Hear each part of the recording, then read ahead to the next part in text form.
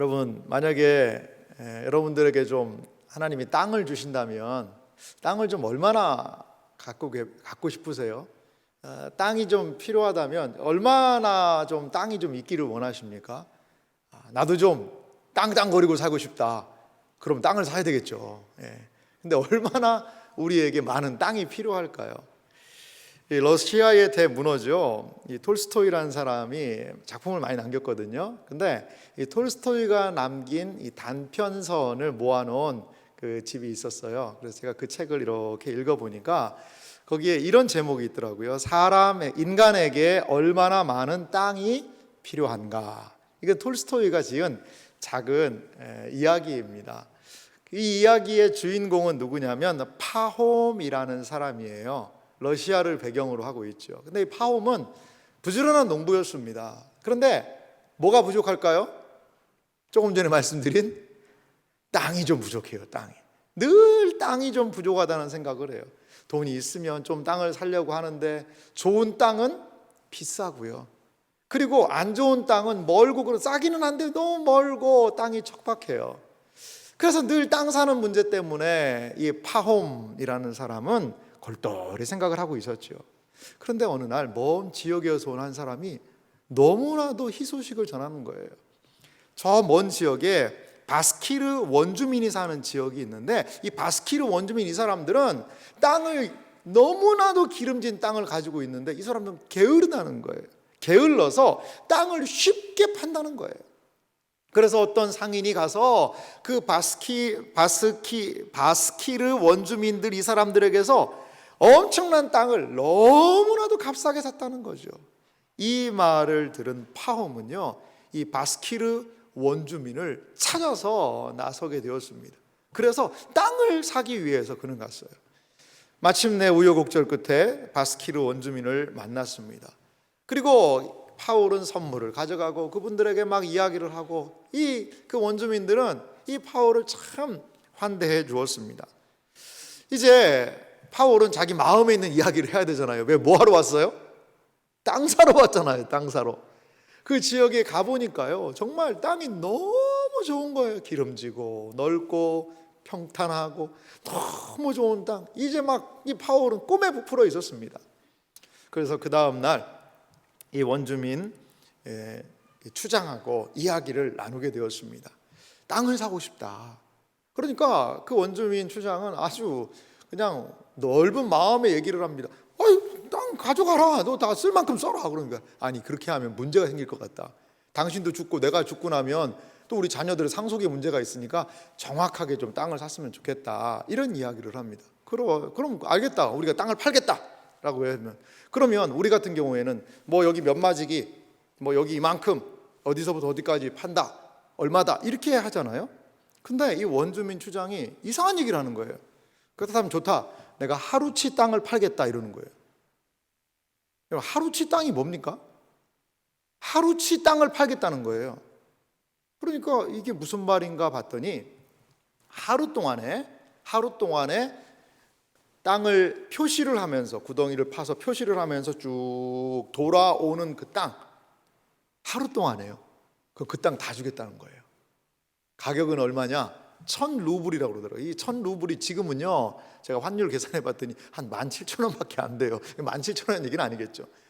이 톨스토이가 있었던 그때 당시에 1,000루블은 아마 꽤 가치가 그래도 어느 정도는 있었을 것 같습니다. 여러분, 하루치 땅이 1,000루블이라고 그러니까 이 파홈이요, 너무나도 막 가슴이 설레인 거죠. 그 다음날 아침 일찍 경계선을 긋고, 그리고 이제 이 사람이, 파홈이 출발을 했습니다. 그래서 얼마나 기대가 됐을까요? 사반자로 들고 가면서 막 땅을 파면서 가기 시작하는 거죠.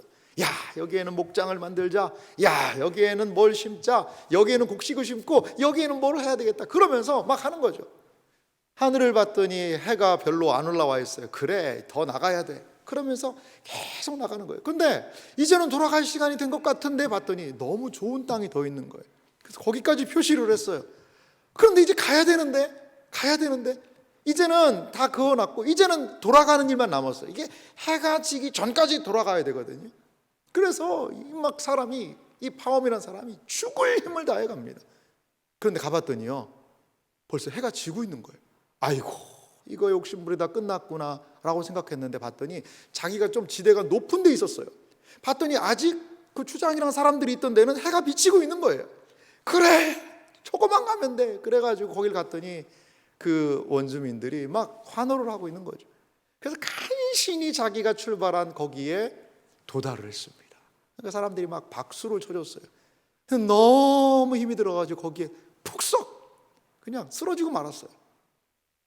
그래서 사람들이 그를 이렇게 봤더니요, 이 파움이라는 사람이 어떻게 됐을까요? 죽었더라는 거예요. 죽었어요. 나중에 어떻게 됐어요? 자기가 묻힐 요만한 묘지 하나 거기에 묻혔다라는 이야기가 톨스토이가 쓴 인간에게 얼마나 많은 땅이 필요한가라는 이야기입니다. 여러분, 이 사람은 나중에 얼마만한 땅을 얻었죠? 넓은 땅을 차지하고 싶었는데, 아니 넓은 땅이 자기의 눈앞에 있었잖아요. 에이, 조금만 양보하지, 에이, 조금만 덜 했으면 좋은데. 여러분, 근데요, 조금만 덜 했으면 좋은데 이게 통할까요? 눈에 그게 보이기 시작하면요, 눈에 이걸 여러분, 뭐 내 얘기 아니니까 뭐 이렇게 듣지만, 여러분 만약에 이렇게 돈을 줍는다고 생각해 보세요. 돈이 떨어져 있는 걸 계속 줍는다고 생각을 해보세요, 여러분. 그러면요, 어머 이건 주어야, 이거 조금 더 하다가 아마 우리 그 돈 나중에 돈에 깔려 죽을 수도 몰라요. 여러분, 톨스토이는 왜 이러한 이야기를 했을까요? 톨스토이가 이 이야기한 것은 인간의 탐욕이라는 것이 얼마나 많은 사람들의 인생을 망치는가, 인간의 탐욕이라는 것이 얼마나 크고도 많은 죽음에 이르기까지도 그 탐욕을 포기하기가 어렵다라는 것을 이 이야기를 통해 우리에게 말하고 있는지는 모르겠어요. 오늘 잠언 말씀 보니까요, 이 잠언 30장은 아굴이라는 사람의 잠언이에요. 아굴이 누군지는 몰라요. 아굴이 누군지는 모르는 사람인데, 이 아굴이 아게라는 사람의 아들인데요, 1절에 보니까 자기의 아들들에게 뭐 이디엘과 우갈이 아마 아들이 아닐까 생각이 드는데, 아무튼 이 사람들에게 이 아굴이라는 사람이 이 잠언의 말씀을 남겨 놓았다라는 거죠. 그러면서 오늘 7절에 보니까요, 무엇을 얘기하냐면, 내가 두 가지의 일을 주께 고하였사오니 내가 죽기 전에 내게 거절하지 마시옵소서, 이렇게 얘기하는 거예요. 여러분, 내가 죽기 전에 거절하지 말라, 두 가지의 일을 구하겠대요. 요즘에 버켓 리스트라는 그런 말이 있습니다. 죽기 전에 해야 할 일이에요. 죽기 전에 이건 꼭 해야 돼, 10가지. 이런 것들을 사람들이 정해서요, 내가 적어도 죽기 전에 이런 것들을 하자라고 하는데, 이건요 어떤 측면에서요 아굴의 버켓 리스트입니다. 하나님, 죽기 전에 이것은 꼭 들어주셔야 됩니다. 궁금하지 않으십니까? 죽기 전에 구하는 두 제목이 이 아굴에게 있었어요. 죽기 전에 구하는 두 가지 제목, 이 아굴의 버켓 리스트는 과연 무엇이었을까요? 잠언 30장 8절 오늘 본문에 보면 이렇게 그 두 가지의 실체를 말합니다. 8절은 같이 읽어볼까요? 함께 읽습니다. 곧 헛된 것과 거짓말을 내게서 멀리 하옵시며 나를 가난하게도 마옵시고 부하게도 마옵시고 오직 필요한 양식으로 나를 먹이시옵소서. 아멘. 여러분, 버킷리스트라고 하기에는 죽기 전에 이루어 달라라는 말로 얘기하기에는 좀 너무 싱겁지 않습니까? 좀 썰렁하지 않습니까? 아니, 죽기 전에 고작 구한다는 게 뭐냐? 쉽게 말하면 거짓말하지 않게 해주세요. 또 하나, 필요한 양식 주세요. 이러한 이야기가 죽기 전에 이루기 원하는 기도 제목이다 라고 아굴은 이야기하고 있다는 거죠. 여러분, 좀 자세히 살펴봐서요, 이 아굴의 첫 번째 간구가 무엇이죠? 그것은 허탄과 거짓을 멀리 하소서라는 거예요. 허탄한 것, 헛된 것, 거짓말, 그거를 좀 나에게서 멀리 해 주십시오, 이겁니다. 아굴은요 하나님께 무엇을 구하고 있습니까? 진실하기를 원하고 있어요. 하나님께 마음에 진실함을 이 아굴은 지금 구하고 있다라는 거죠. 여러분, 정직한 것, 진실한 것, 착한 것, 이러한 것들이요, 우리 시대에는요 조금은 좀 그렇게 행동하는 사람들에 대해서 너무 좀 이 시대 사람들은 그렇게 흥미를 많이 느끼지는 못하는 것 같아요. 양심적으로 살고요, 정직하게 살고요, 그리고 뭔가 좀 바르게 살려고 하는 그 모든 것들을요, 이 시대 사람들은요 그렇게도 뭐 이 시대의 미덕이다, 이 시대에 많은 사람들이 추구하는 그런 이상향이다 라고 생각하지는 않을 수도 있어요. 이 시대에 오히려 미덕은 무엇일까요? 조금 재빠르게 움직여야 되죠. 약사 빠르다는 말까지 표현을 안 하겠습니다만, 정보에 민감하게, 그리고 이 시대 분위기를 신속하게 편승해서 그렇게 나가는 것, 잽싸게 무엇인가를 빨리 치고 빠지고, 여러 가지 부분에서 이 시대적인 변화에 민감하게 반응하는 그것이 우리 시대의 덕목일 수 있습니다. 많은 사람들은 그것을 최고라고 생각을 하죠. 그래서 많은 사람들은 너무나도 이 머리가요 아플 정도로 머리를 굴리고요, 정보를 찾아내고요, 고급 정보가 있나 막 귀를 기울여서 찾아다니고 있습니다. 여러분, 하지만요 아굴은 정직한 삶, 진실한 삶, 거짓 없는 삶, 헛된 것을 멀리하는 삶, 이걸요 죽기 전에 이루어 달라라고 그는 말하고 있습니다. 두 번째 이 아굴의 간구는 무엇이죠? 그것은요, 극한 가난 그리고 풍요 사이에서 필요한 양식을 주소서라고 아굴은 기도하고 있어요. 이 가난과 풍요 사이에서 필요한 양식을 달라는 이 기도, 여러분, 이게 무슨 산속에서 도 닦는 소리도 아니고, 이게 이 시대에 지금 우리한테 과연 맞는 이야기일까? 이러한 생각이 들기도 합니다. 여러분, 나를 가난하게도 마옵시고, 8절 한번 다시 보여주실래요? 이 부분은 우리가 좀 많이 수긍할 수 있어요. 가난하지 않게 해달라는 기도가 얼마나 중요한 기도입니까? 가난을 좀 벗어나는 것, 여러분 얼마나 가난이라는 게 힘들어요. 가난한 삶이라는 것이. 그리고 가난을 어떻게 정의해야 될지도 참 이 시대는 잘 모르겠어요. 얼마의 돈이 있는 사람은 가난한 사람이고 얼마 이상이 부유한 사람일까요? 이 부자학이라는 게 있습니다. 여러분 부자의 정의가 얼마인지 아세요? 어느 정도를 가지고 있어야 부자인지 아세요? 우리 시대에 많은 사람들을 물어보면은요, 나는 중산층이다 라고 다 생각한다고 그래요. 나는 그렇게 가난하지도 않고 나는 또 부자는 아닌 것 같다. 그래서 자산 가치가 부자학의 정의에 의하면 부자의 정의는 부동산이고 동산이고 현찰이고 있는 거 다 해서 가지고 있는 회원권 이런 거 다 팔아가지고 한 30억 정도 되면 부자 아니냐, 이렇게 본다고 그래요. 이렇게 되면 글쎄요, 저는 잘 모르겠습니다만 그래요. 그게 부자라고 그러면 여러분 다 부자가 되고 싶죠. 가난한 건 싫습니다. 그런데 이 아굴 8절 다시 한번 보면은요, 나를 가난하게도 마옵시고 또 하나 부하게도 마옵시고 오직 필요한 양식으로 나를 먹이시옵소서. 이 아굴이 하는 기도는요, 뒷부분은 사실 우리는 좀 이해는 안 됩니다. 아니 부자 되면 안 됩니까? 아니 부자가 돼서 헌금 많이 하면 되잖아요. 아니 많이 봉사하면 되지 않습니까? 그러면서 이 아굴의 심정이 우리에게 많이 이해가 안 되는 건 사실이에요. 그리고 고작 구한다는 게 뭐냐? 필요한 양식으로 나를 먹이시옵소서. 너무나도 우리가 기대하고 바라는 것보다는 너무 썰렁하다는 거죠. 그리고 참 이 자리에 오늘 오신 분들에게 참 목사로서 좀 죄송합니다. 오셔서 말씀을 들으면 하나님이 함께 하십니다.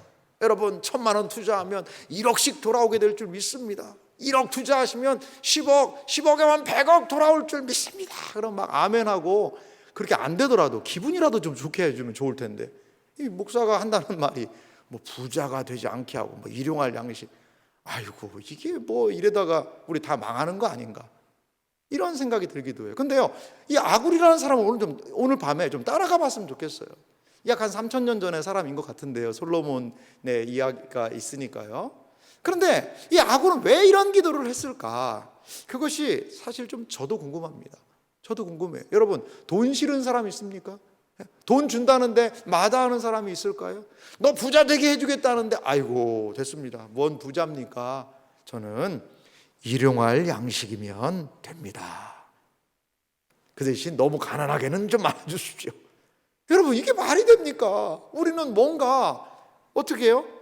더 빨리 가려고 그러고요, 더 멀리 가려고 그러고요, 더 높이 가려고 그러고요, 더 많이 모으려고 그러고요, 무엇인가를 소비가 미덕이다 그러면서 많은 것들을 먹고 마시고 누리고, 그렇게 해서 찐 살은 또 죽도록 빼고, 어머 이건 사야 해 사고, 그래가지고 뭐 어떤 집에, 뭐 우리 교회는 아닙니다, 어떤 집에서 이분은 취미가 뭐냐, 홈쇼핑이 취미예요.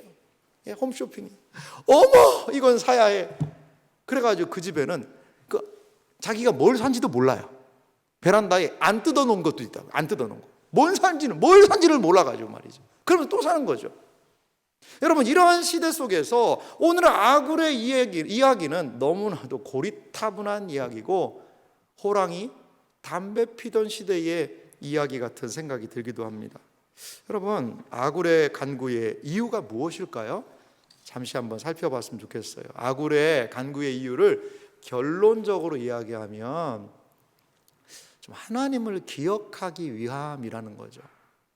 쉽게 말하면 이 아굴이 이런 기도, 그 가난을 피하고 그리고 이 부유함까지도 피하는 것을 해서 오늘 나에게 주어지는 필요한 양식을 구하는 이 기도의 가장 핵심에는 뭐가 있느냐? 이 아굴이 그렇게 기도한 이유는 하나님을 기억하고 싶다는 거죠. 하나님을 기억하는 삶을 방해하는 것들을 아굴은 폐지하고 싶다는 거예요. 자, 오늘 이 하나님을 기억하기 위함의 열쇠를 풀 수 있는 단어가요, 잠언 30장 9절 말씀인데요. 우리 9절 말씀도 좀 같이 한번 읽어보도록 하겠습니다. 우리 같이 한번 읽어보겠습니다. 내가 배불러서 하나님을 모른다. 여호와가 누구냐 할까 하오며, 혹 내가 가난하여 도둑질하고 내 하나님의 이름을 욕되게 할까 두려워함이니이다. 아멘. 이 아굴이 이렇게 기도한 이유는 무엇입니까? 혹 내가 배가 불러가지고 하나님을 모른다. 여호와가 누구냐 할까 하오며. 이것은 어떤 경우일까요? 가난했을 때일까요? 아니면 부유했을 때일까요? 맞아요. 부유했을 때. 너무나 이게 부유하니까요. 이 하나님을 배척하는 거죠. 자, 그리고 혹 내가 가난하여서 도둑질하고 내 하나님의 이름을 욕되게 할까 두려워한다. 그러니까 아굴은요, 가난과 부요를 통해서 하나님을 거부하는 삶을 살 수도 있다라는 것을 배척하고 싶다는 거죠. 가난과 부요를 통해서도 이 모든 길들을 배척하고 하나님을 인정하고 생각하고 의지하는 삶을 살고 싶다라는 거죠. 그럼 구체적으로 부요함이 왜 우리를 하나님을 모른다라고 하는 걸까요? 여러분, 부요함, 나는 뭐 돈 많아도 하나님을 왜 배척을 해? 돈 많으면 하나님 더 잘 섬길 수 있지 않을까라고 생각하는 분도 계실 거예요. 할렐루야입니다. 하나님이 그러한 마음을 끝까지 주시기를 간절히 소망합니다. 그런데요, 여기 보니까 이 부요함이라는 것은요, 뭐냐? 내가 할 수 있는 게 많아지잖아요. 여러분, 내가 할 수 있는 게. 돈이 있으면요, 내가 할 수 있는 게 많아지죠. 아니, 뭐 굳이 기도를 할 필요가 있습니까? 하나님, 저에게 정말 이번에 좋은 제 차가 안 좋은데 제 차를 좀 하나님께서 바꿔주시고 하나님이 역사하여 주시옵소서라고 기도하는 사람의 기도 제목을 부유한 사람이 들으면요, 아이고 내가 사줄게. 그냥 얼만데 5천만 원? 내가 사줄게. 그냥 차, 열쇠 여기 있다. 여러분, 그래서 돈은 뭐가 있다고 그랬죠? 제가 예전에도 한번 말씀드렸지만 돈에게는 유사 전능성이 있다고 그래요. 유사 전능성. 돈에게는요, 유사 전능성. 돈이 있으면, 아니 돈으로 안 되는 게 어디 있니? 이러면서 사람들은요, 돈에게 능력이 있고 그 돈을 그렇게 추구해서 돈을 가지고 능력 있는 유사 전능성은 원래 신의 영역인데 그걸 가지려고 하는 거죠. 내 자신이 뭐가 된 거죠? 신이 된 거예요. 돈은 그 사람을 무엇으로요? 신으로 만들어주고 있다는 거죠. 자, 그렇게 되면 어떻게 될까요? 하나님으로부터 독립을 선포합니다. 스스로의 노력으로 다 할 수 있다라는 거죠. 여러분, 그래서 하나님을 모른다, 여호와가 누구냐 할까 하오며라고 악으로는 이야기하고 있습니다. 아이, 목사님 저는 안 그래요 라고 할 수 있겠지만 그건 모를 일이에요. 제가 저를 봐도 그래요. 저를 봐도 그래요. 여러분, 여러분에게 만약에 100억의 돈이 생기면 여러분 뭐 하시겠어요? 아유, 100억은 요즘에 돈 같지도 않죠. 여러분, 한 1000억이 생긴다라면 여러분 뭐 하시겠습니까? 헌금할래요. 여러분 감사합니다. 그러긴 한데, 여러분 과연 그러한 그 물질이 나에게 확 왔을 때 온전히 그걸 감당할 수 있을까? 정말 감당할 수 있을까? 내 얘기가 아니긴 하지만 한 번쯤 한번 생각해 보세요. 그때에도 내가 하나님을 끝까지 의지하고 신뢰하며 나아갈 수 있을까? 많은 부유한 사람들을 저도 많이는 못 봤습니다만 이렇게 목회할 때 좀 보니까요, 좀 돈이 있고 그래서 능력이 있는 분들이요 조금은 좀 교만하시더라고요. 교만하시더라. 그리고 목이 조금 이렇게 약간 목이 좀 뻣뻣하시긴 하더라고요. 그리고 좀 뭔가, 물론 딱 자신감 있고 겸손한 분도 있어요. 그분은 정말 인격적으로 하나님께서 많이 다듬어 주신 분일 거예요. 그런데 자칫 덜컥 돈을 줬을 때 좋지 않은 결말들이 너무나도 많은 것들을 보게 됩니다. 돈을 추구하다가 이 파업의 모습도 보세요. 그 조금만 더라는 그런 삶을 살아가지 않습니까? 오히려 더 철저하게 이 돈을 우리가 많이 소유하고 가지고 있다면 하나님 앞에서 더 철저하게 낮아지는 그러한 가난함이 필요한 것 같아요. 여러분, 돈은 하나님으로부터의 독립을 때로 선언한다는 거죠. 여러분, 어린 아이와 같지 않고는 천국에 갈 수 없다. 예수님이 왜 그런 말씀하셨을까요? 애들이 착하잖아요. 여러분, 애들이 착하긴 뭐가 착합니까? 여러분, 애들이 착하니까 천국 간다. 그 부분을 그렇게 해석하면 안 돼요. 애들 착한지 한 2시간만 애들 보라고 그러세요. 그런 말 안 나올 거예요. 물론 착한 애들도 있는 줄 믿어요. 어떤 애들? 자는 애들은 다 착해요. 세상에서 제일 이뻐요. 어린 아이와 같지 않고는 천국에 갈 수 없다라는 예수님의 말씀은 뭐냐면, 어린 아이들은요 의존적이에요. 아이들은 의존할 수밖에 없어요. 여러분, 어린 아이들은요 부모는 떨어지는 걸 두려워해요. 철저하게 착 붙어서 엄마 도와줘, 아빠 이거 해줘. 엄마 아빠가 최고예요. 그 의존성이지요. 어린아이와 같은 자가 천국에 간다는 것은 철저하게 하나님만을 의지하고, 하나님 없으면 못 살아요, 하나님 없으면 안 돼요, 그 사람들의 이야기가 바로 어린아이와 같다라는 거예요. 부요함은 하나님을 모른다, 여호와가 누구냐라고 이야기하며 하나님으로부터 독립을 선포할 수 있다라는 거지요. 자, 그럼 이제 가난을 살펴봅시다.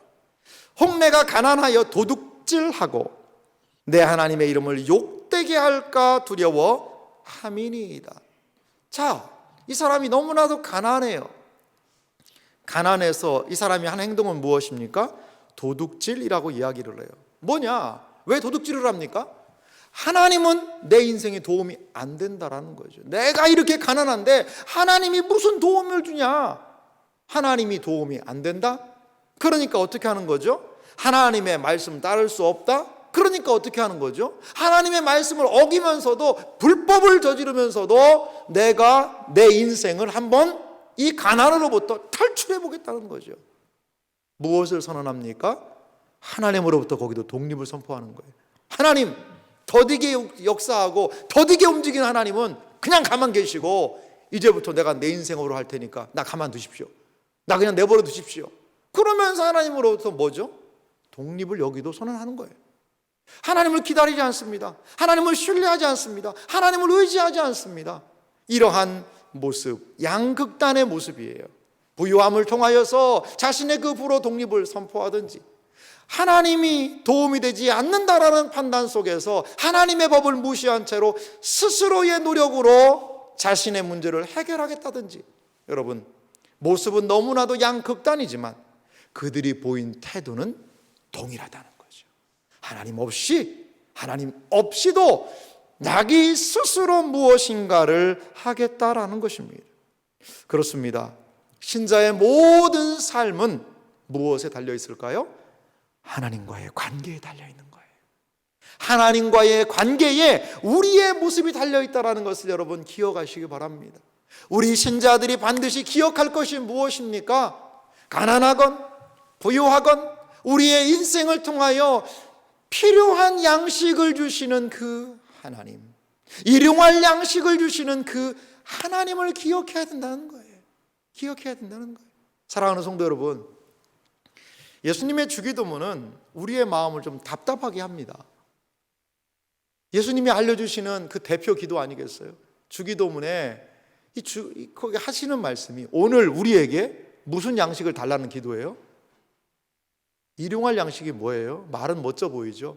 영어로요, daily bread입니다. 오늘 빵이에요, 오늘 빵. 여러분, 기도가 왜 이렇게 그릇이 작아요?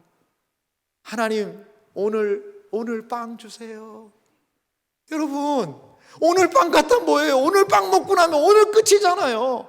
적어도 하나님, 입을 크게 열어서 하나님 저에게 일주일치 양식을 허락하여 주시옵소서. 오냐 내 믿음이 크다. 주여, 일주일치가 무슨 얘기입니까? 적어도 한 달치는 주시옵소서. 한 달치가 무슨 소리입니까? 주여, 저에게 이번 기도할 때 1년치 양식을 허락하여 주시옵소서. 오냐 내 믿음이 크구나. 그럼 왜 예수님 그렇게 안 하셨을까요? 저도 답답합니다. 저도 답답해요. 우리 하나님 그런 분 아니신데 뭐가 아까우셔서 그냥 조금씩 그냥 주시는 것 같기도 하고. 여러분, 왜 예수님이 일용할 양식을 얘기하셨을까요? 만약에 우리한테 한 달치 양식이 있으면 여러분 뭐 할까요? 한 달 기도 안 해도 되잖아요. 한 달치 양식이 있으면요, 한 달 기도 안 하고도 그 양식 의지해서 잘 살 거예요. 아마 잘 살 거예요. 1년치 양식이 딱 있으면요, 무슨 걱정이에요? 1년치 양식이 있는데 1년간 기도 안 해도 살 수 있잖아요. 일용할 양식이라는 것은요, 우리에게 하루하루를 하나님 의지하라는 거예요. 하나님을 의지하지 않고는 살아갈 수 없는 것이 우리의 모습이라는 거예요. 마치 이스라엘 백성들이 광야 생활을 할 때에 만나가 내리잖아요. 그 아침에 내리는 만나를 거두어서 그거를 감사 기도하고 먹어요. 없어져요. 아이고 어떡하냐, 이제 만나 없는데, 만나 이제 하나도 없는데. 걱정 말아요.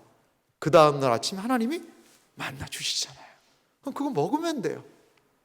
40년간 만나 먹였어요. 여러분 이건 무슨 말일까요? 이스라엘 백성이 40년간 만나를 먹으면서 날마다 하나님 의지하는 훈련을 한 거예요. 훈련을. 그러니까 여호수아가요, 그 다음 세대를 데리고 가나안을 향하여 진군할 수 있었거든요. 여리고 성을 그냥 돌아라 하니까 그냥 예 하고 아무 소리 안 합니다. 예전에 만약에 이 광야의 만나의 훈련이 있기 전에 바로 출애굽한 사람들이었으면요, 돌아라 하면 그거 가지고 되겠냐, 이렇게 해가지고 이게 무슨 작전이냐, 이러다 가면 안 되냐, 뭐 별 얘기를 다 했을 거예요. 하지만 40년간의 날마다의 하나님을 의지하는 만나의 훈련을 통과한 이 사람들, 하나님이 돌아라 하면 예, 요단을 건너라 예, 순종하는 세대로 하나님은 바꾸셨다는 거죠. 일용할 양식을 구하는 기도는요, 우리를 살리는 기도예요. 교만하지 않게 하는 기도요, 하나님을 날마다 순종하는 기도요, 하나님을 철저히 의지하게 하는 그 기도라는 거지요. 날마다 숨쉬는 순간마다 우리 앞에 어려움이 있지요. 하지만 그 날마다 어려움 때마다 하나님을 의지하는 것, 하나님을 신뢰하는 것, 그걸로 살아라라는 것이지요. 시편 73편 28절은 우리 신자의 참된 복을 이렇게 소개하고 있습니다. 같이 읽어볼까요? 하나님께 가까이함이 내게 복이라. 내가 주 여호와를 나의 피난처로 삼아 주의 모든 행적을 전파하리이다. 할렐루야. 이게 진짜 복이에요. 이게 진짜 복이에요. 여러분, 돈 좀 부족해도요, 이게 진짜 복이에요. 이게 진짜 복이에요. 몸이 조금 건강하지 않아도요, 이게 진짜 복이에요. 하나님을 가까이 할 수 있다면 말이지.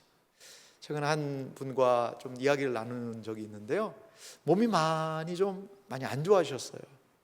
몸이 아프고 힘드니까 참 얼마나 참 어렵잖아요. 이 몸 아파 보신 분은 알잖아요. 몸이 아프다는 게 뭔지.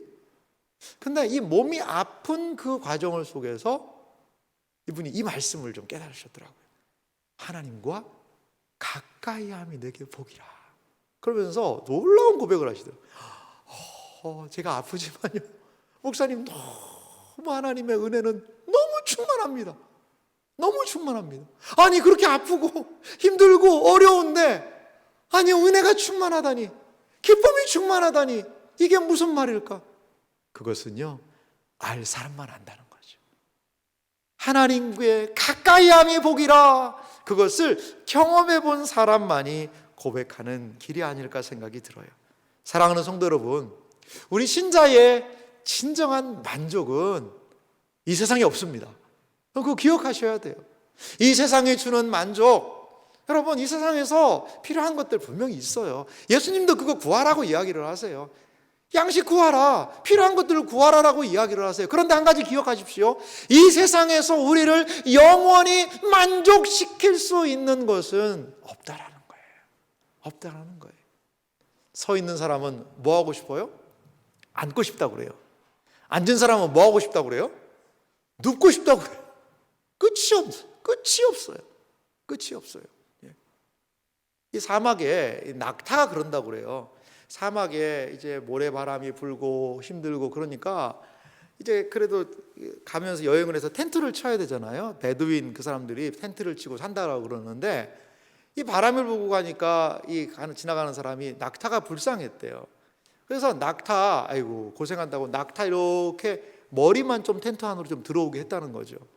그러니까 이제 바람 불고 그러는데 낙타가 이렇게 눈을 감고 있다가 머리가 텐트 속으로 쑥 들어가 있으니까 그래도 얼마나 좋아요. 나중에 어떻게 됐을까요? 이 주인이 바깥에 나가 있는 거예요. 낙타가 삐집고 다 들어가니까 자기 있을 데가 없어진 거예요. 이 낙타 심정이 우리에게 있는 것 같아요. 우리에게.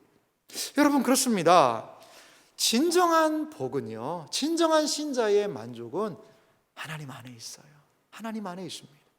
여러분, 물질과 연결해서 이 신약 성경은 아굴과 연결된 이야기를 좀 하고 있는 부분이 있는데요, 이 물질의 자족한 삶에 대해서 이 신약을 좀 살펴봤으면 좋겠습니다. 이 신약 성경 물질의 자족한 삶에 대해서 사도 바울 선생님은요, 디모데전서 6장 7절부터요 이런 참 중요한 말씀을 남겨놓으셨어요.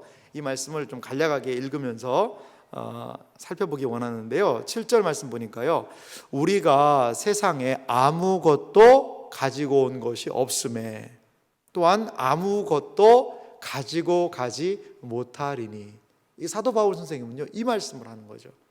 이렇게 물질에 대해서 막 하는 사람들에게 아무것도 우리가 가져오지 않았다는 거죠. 그러면 옷 한 벌 있으면, 아니 먹을 것이 있으면, 내가 살 집이 있다면, 그러면은요 얼마나 많은 것들을 얻은 거예요.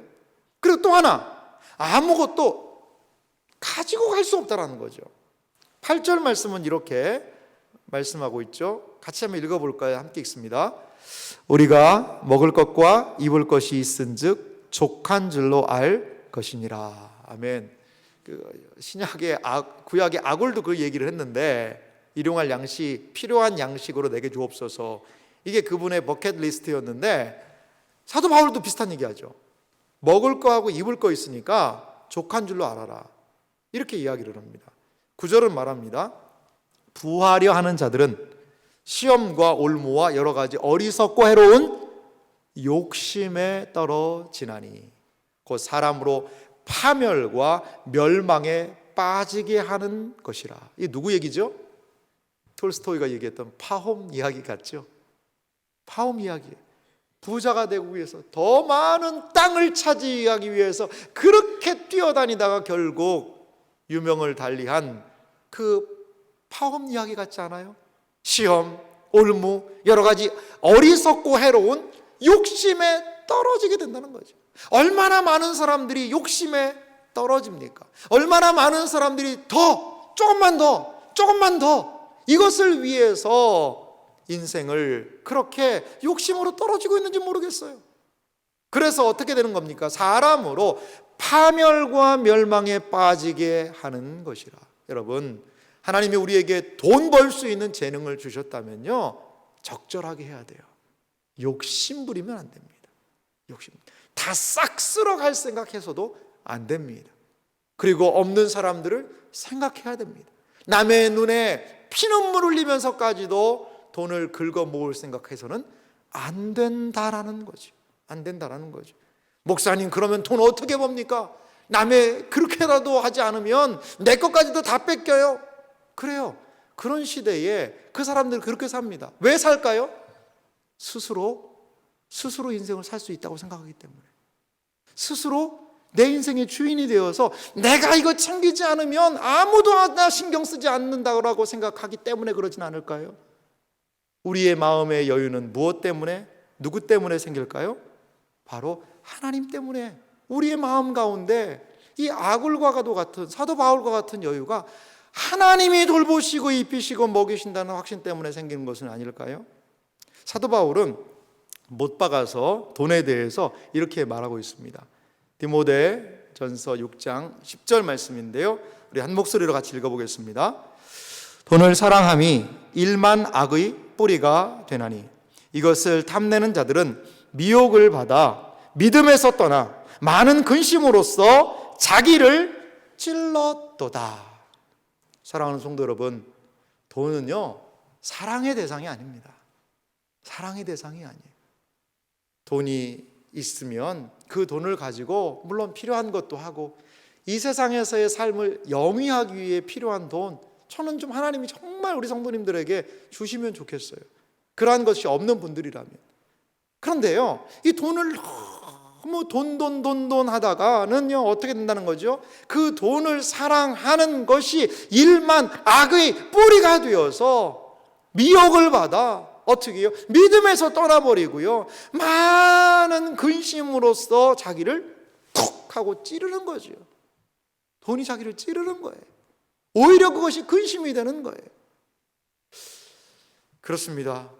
사랑하는 성도 여러분, 우리에게 먹을 것과 입을 것이 있고 우리에게 하나님을 섬길 수 있는 조금의 여유가 있다면, 그리고 조금은 나뿐 아니라 다른 이웃을 돌아볼 수 있는 상황이 있다면 참 복된 삶이다 라고 여러분 생각하고 감사할 수 있는 여러분들 됐으면 좋겠어요. 그것도 안 돼서 여러 가지가 어려운 분이 있죠. 참 저는 목사로서 기도가 돼요. 하나님, 저 가정, 저 형제와 저 자매의 영혼에 하나님이 은혜를 베풀어 주세요.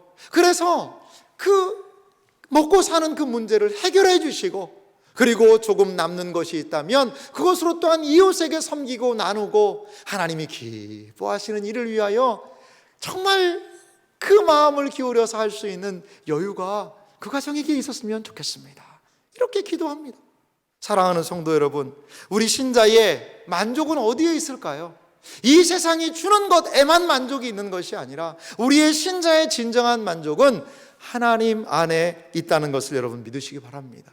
물질에 대하여 자족한 마음이 우리에게 주는 유익을 디모데전서 6장 6절, 바로 우리가 읽었던 이 말씀 바로 윗절에 사도 바울은 이렇게 이야기합니다. 이 말씀도 같이 읽어보겠습니다. 그러나 자족하는 마음이 있으면 경건은 큰 이익이 되느니라. 아멘. 사랑하는 성도 여러분, 우리에게 자족하는 마음이 있기를 간절히 소망합니다. 이 자족하는 마음이 있으면 믿음을 지킬 수 있어요. 이 자족하는 마음이 있으면 우리의 경건에 큰 이익이 된다는 것을 여러분 믿으시기 바랍니다. 바로 이래서 아굴은 가난하게 되는 것, 부하게 되는 그 길이 아니라 하나님으로 만족하는 그 길, 하나님을 복으로 생각하는 그 길, 하나님과의 관계가 흔들리지 않고 나아갈 수 있는 그 길을 하나님의 사람 아굴은 구한 것이 아닌가 생각이 들어요. 사랑하는 성도 여러분, 우리에게 얼마나 많은 돈이 필요할까요? 파움과 같이 조금 더 땅을 얻기 위해 죽을 힘을 다하고 있지는 않습니까? 자족하는 마음이 있으면 경건에 큰 이익이 됩니다. 저는 그래서 열심히 일할 필요 없다 그렇게 말하는 것 아니에요. 하나님을 일을 하되 하나님을 마음에 품고 일하라는 거예요. 하나님 없이도 내가 내 스스로 내 인생을 설계하고 완성할 수 있다라는 그 생각을 내려놓자라는 거지, 열심히 일하지 말라라는 얘기는 아니라는 거예요.